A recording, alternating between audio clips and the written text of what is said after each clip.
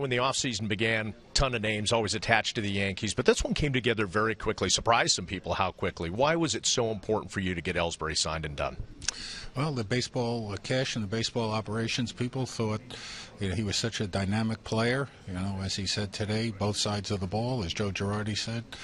He steals bases, he hits for power, he's a great defender, he's a game changer, and he's just a great player, and there was indications that he would consider us, so we went after him hard and got him early. I'm always curious about the process, Randy. At what point do you guys sit down and start to talk about, okay, these are the guys we want, and this is the order we want them? Because we'd heard rumors you liked McCann, Ellsbury kind of came out of nowhere, but how much of this was set and how much of it was fluid?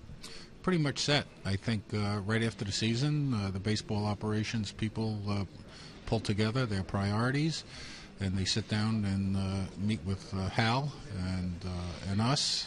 We work out the budget. We're still trying. We have a shot to get to the 189, and they list the priorities. Obviously, Brian McCann was at the top, and so was Jacoby Ellsbury. So we went after him hard, and we're lucky enough to get him. Through Scott Boras, who did a very good job negotiating this contract. Jacoby indicated, he'd like to be a Yankee, and then it was a question of the mechanics of reaching a deal.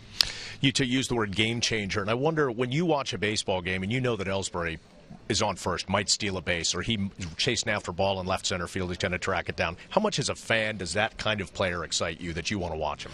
I mean, he's a guy who can change a game single-handedly. He gets on base, distracts a pitcher. Here with the short porch in left field, he's a power threat. He had 30 home runs a couple of years ago. He's a great defender. The big center field in Yankee Stadium, between him and Brett Gardner, I think you're going to have quite a defensive outfield. So he's a guy who makes the opposition take notice of him. Now, this is a different team, Randy, than the one that finished, and you guys did not end up signing Robinson Cano, but your offer to him would have made him the second highest average annual value ever given to a Yankee player. Randy, were you surprised yesterday in his press conference in Seattle when Robinson said the Yankees did not show me respect? I don't think I was surprised. I think, first off, we showed him the ultimate respect. As I said the other day, we offered him 7 years, $175 million, and if that's not trying hard, I don't know what it is. At $25 million average annual value, except for Alex and Justin Verlander, that's the highest in baseball. So that's a lot of respect. It just came down to our position that 10-year contracts for players over 30 really don't work. They haven't worked for us. They haven't worked in the game. I think Robbie is disappointed he's not a Yankee. That's understandable. He's a great Yankee. He had a great career here. We'll always be fond of him and always remember him. But it's hard to leave here. Seattle's a great city. I have family there. It's a great place, but it's not the Yankees, and we wish him really well. But we tried very, very hard to re-sign him, and we wish him the best of luck. He got an enormous offer, and there's nothing wrong with taking that money. There really isn't.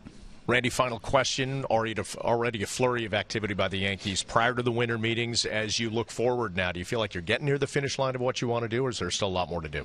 I think there's more to do. I think Cash and his team have done a great job. They've been very active at the winter meetings, and they continue to be active. And we never rest. Never rest. We're not going to rest at all. And I just remind all the Yankee fans, last year, with an unprecedented amount of injuries, unprecedented. I think I heard the stat that before spring training, 9 of our penciled-in starters played 0 games together during the season.